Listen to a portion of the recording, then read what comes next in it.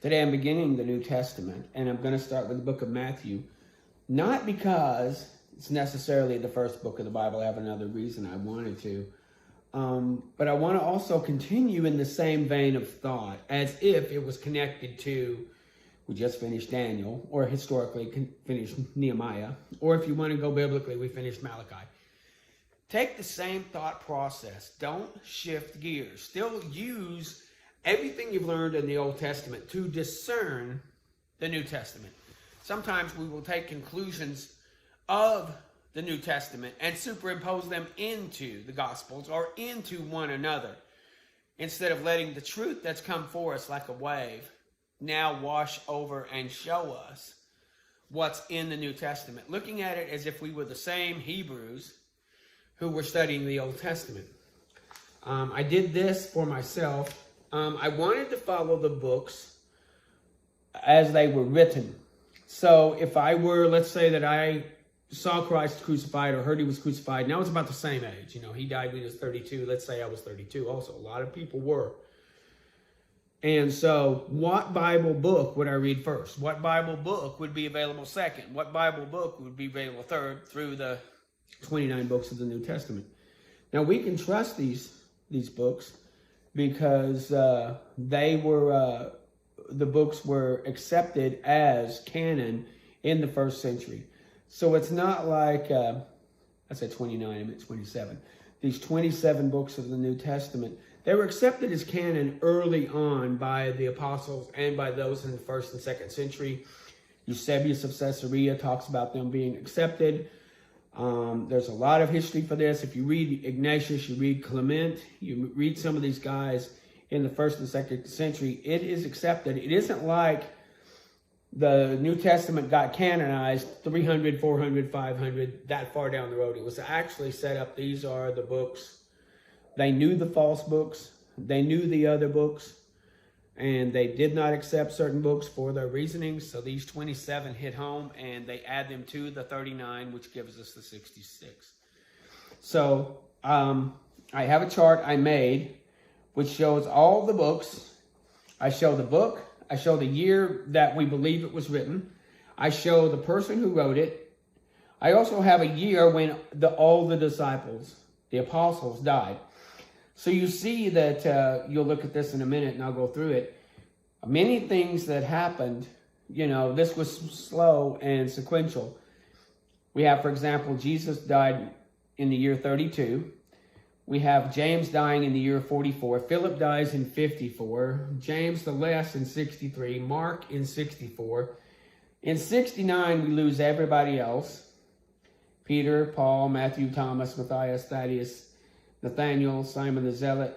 We do have Luke dies in 93 and John dies in 98. So I'll have all of that here. But I have the years also when the books, we understand them. Like James, we believe, was written in 44 AD. Galatians in 49. Matthew and Mark sometime in 50. That's why I start with Matthew. Technically, I should start with James and then go to Corinthians and then go to Matthew and then go to Mark. But number one, to go over the story of Jesus once. Then do James and Galatians, then do Mark, and then follow down. Luke isn't till 60 AD, but there are some Pauline letters written before that. And then after the book of Luke, you have other Pauline letters in Acts, you have Timothy and Titus. You've got all the rest of them until 90 AD when you get the book of John, then the book of 1st, 2nd, 3rd John, and then the book of Revelation. So let me show this to you, and this is going to be the map. I'm going to get a little closer here so you can see it. That's the map that I'm going to be following. And you'll have to make a copy for yourself or something. But we're going down, like I said, James, Galatians, but I'm going to start with Matthew first to give us a running start at the gospel. And then, now I know these people were hearing the gospel stories, so I'm not really cheating. Everybody would have been telling the story of Jesus. Everybody would have been telling these stories. It's just here in 50 AD, there was encouragement to write it down. Luke went as a investigative reporter in Israel and actually met with the people and got stories. It's very possible that his stories came from Mary or someone who was firsthand to that. We have the book of John in 90 AD because many of the stories left out some of it. You'll notice in the book of John, we'll spend more chapters on the last day than on, as his other miracles and stuff, or almost as many. So he really concentrates on that last week. He gets there fairly quickly, So John is filling in the gaps for Matthew and Mark. I don't know if he knows about Luke. Maybe he did. Probably did. But you have all of these books being read at a certain time frame in a certain year. So we're going to read them sequentially as if you and I got saved. Jesus dies, we got saved, and we're about the same age as him. So I would have read James when I was 44. I would have read Galatians when I was 49. We're going down the list here. I would have read Timothy when I was 63. I would have read Jude when I was 68. Now, let's say we lived 100 years, just like John. In 90, I would have read John 3:16. Wouldn't have read John 3:16. I might have heard it, said a few times, but to read it and have it in my hands or available. And then, of course, we have 1st, 2nd, and 3rd John in 90. And then 4 years later, he writes Revelation. And then he dies 4 years after that.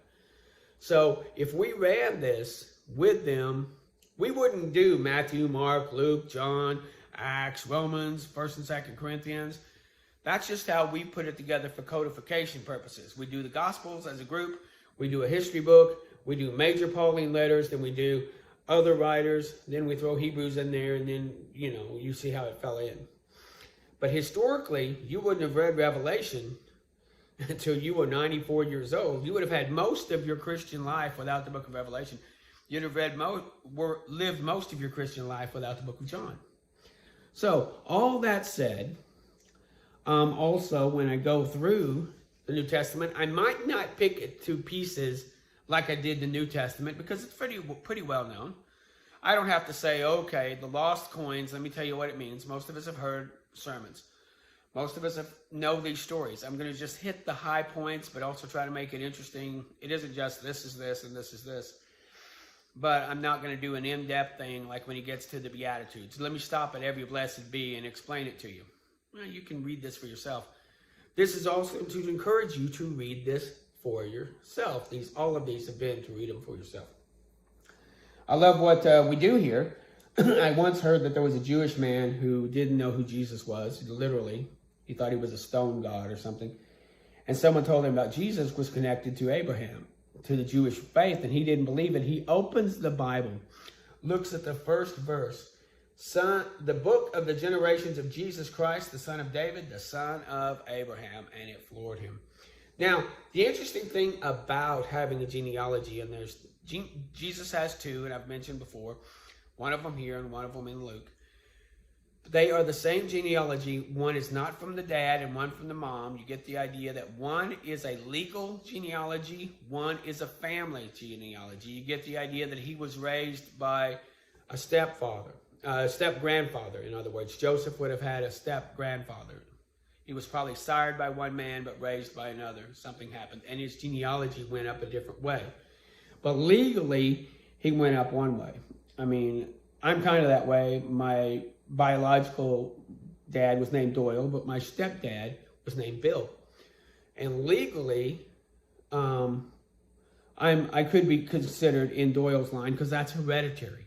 But legally, I'm in Bill's line because he was my stepfather. So you see the idea here that Jesus had two grandfathers, and they both went to David, one through Solomon and one through Nathan. And they both go to David, then straight back up to Abraham and then to Adam.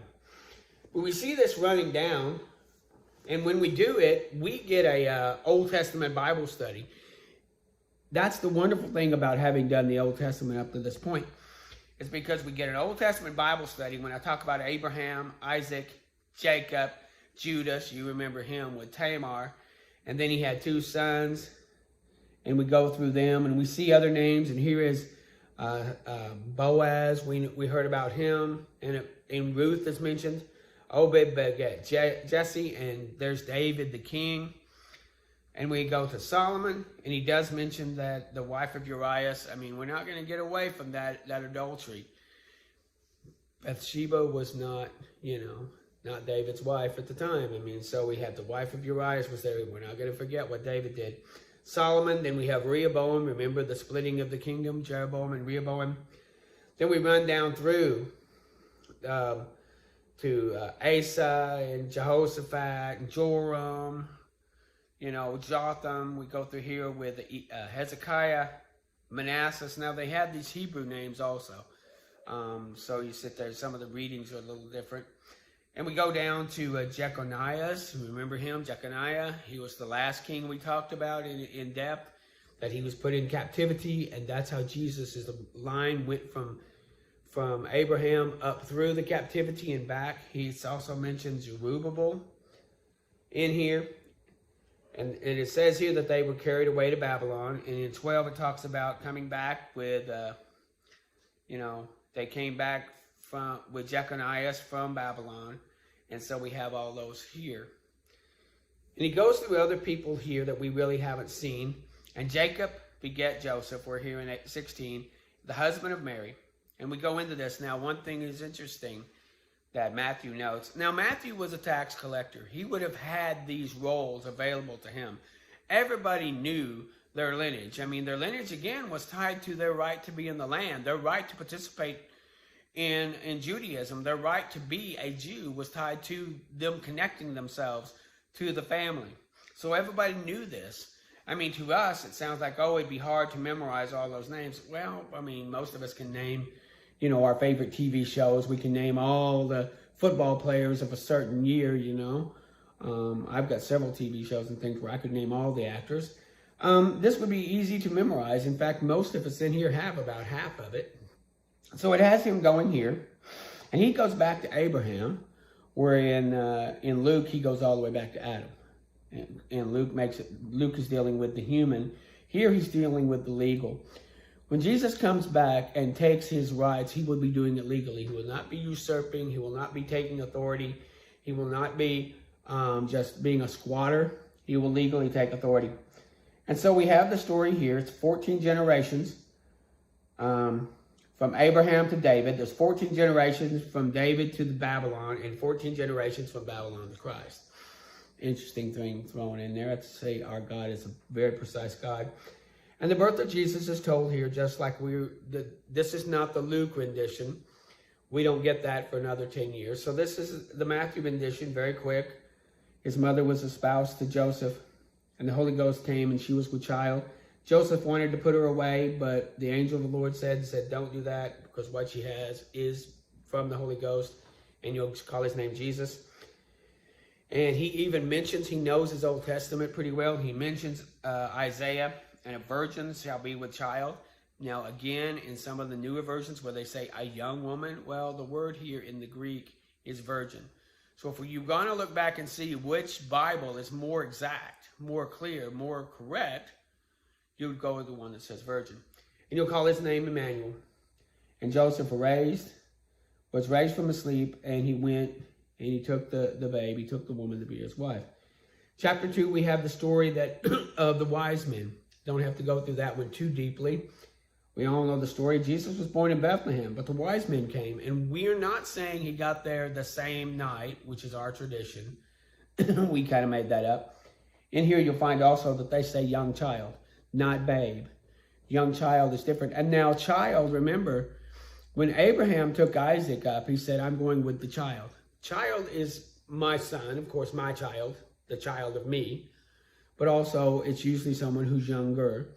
But a child can be anyone, of course, from 0 to 60. But they do use the word babe. Child could be anything. We have damsel, which is like a preteen. Child could be anywhere in that area. But when you say young child, but this is not a babe.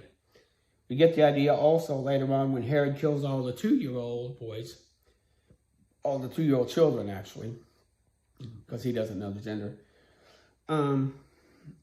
Well, he should have, and a son would be born, so I guess he would know the gender. But still, just to be safe, he killed all of them. So we get the idea that people knew that Jesus would be around 2 years old.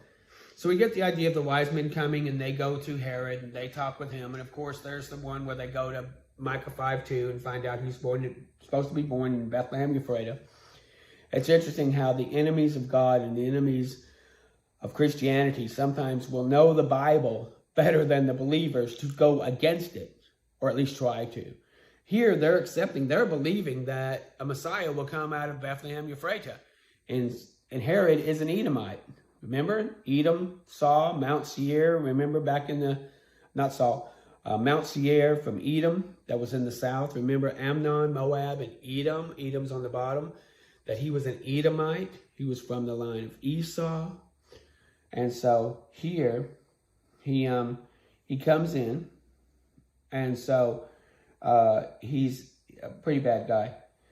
So he wants to find out where it is, and they tell him, and he wants to go, and he lies and says that he wants to go and worship. And of course, we know the story. They go and follow the star, follows them to the house where Mary, his mother, and they fell down and worshiped him. And they were warned of God in a dream, so they went back a different way. Herod gets mad and goes and kills all the children, 2 years old and under. Pretty bad. So he does this. But here it says that, but God warned him in a dream, and when they had departed, behold, the Lord appeared to Joseph and said, arise and take your young child down to Egypt. So he takes him down to Egypt, and they stay there till Herod is dead. And there is, of course, that scripture here in Ramah, there was a voice in lamentation, weeping. This was from, obviously, Matthew was very well read, being a Levite, being a Jew. He was very well read, being in that kind of thing. Yeah, I believe he was a Levite. And so he knew these scriptures and pulled them out and put them in. He caught that, a weeping and mourning, Rachel weeping for her children. And when Herod was dead, God went back and told Joseph to arise. So they go back, but this time instead of going back to Bethlehem, they go around and they go up to Nazareth. That it might be filled from Nazareth. And it might be fulfilled, spoken by the prophet, that he would be called a Nazarene. Once again, Matthew is showing his chops here. Matthew is showing that he has no problems. He understands the Old Testament that we've been through. We've been through where it talked about in Naphtali and Zebulun, there will come a great light. He understands this. He isn't caught up with our Christmas narrative of trying to make everything about Bethlehem. And here come the wise men, and they're standing with the shepherds and all the sheep and the goats and the lambs and the drummer boy. You know, he doesn't do all of that. So we have this story. We need to clean up the story as we're going. We need to clean up the stories we're going. And like I said, we'll go from Matthew, not to Mark, but on to James, then to Galatians, and 1st and 2nd Thessalonians, then go into Mark, and we'll clean that up. Cleaning up the Gospels as we go, seeing what the Word says, not what we've been told. Seeing what the Word says and balancing it with what we've already read. It's going to be a wonderful journey. Here we go. Thank you.